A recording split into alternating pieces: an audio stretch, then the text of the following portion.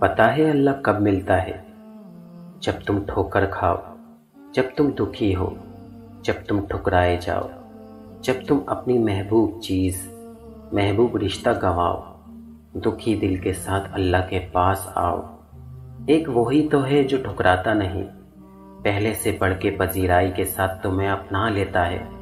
ایک وہی تو ہے قدردان، تھک ہار کر اللہ کو یاد کر کے ایسا لگتا ہے کہ میں آپ کو پانے لگا ہوں۔ اللہ، اب کی بار مجھے خود سے اکیلا نہ کرنا، مجھے چھوڑنا نہیں، سیدھی راہ دکھاتے رہنا۔ وہ کن فرماتا ہے اور چیزیں ہو جاتی ہیں، گمان سے آگے، بیان سے باہر۔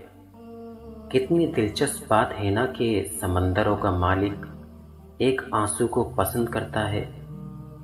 تم مانگو، مجھ سے تمہارا مانگنا اچھا لگتا ہے۔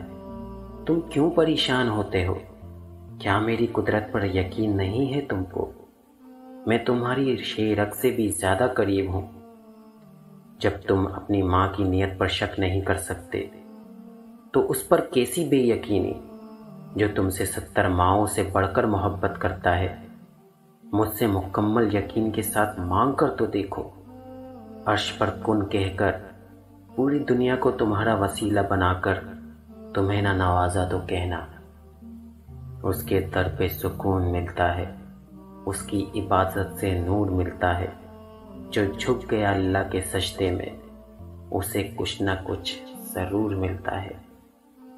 مجھے اس کے سامنے بولنا بہت زیادہ پسند ہے، کیونکہ میرا رب مجھے بڑے غور سے سنتا ہے۔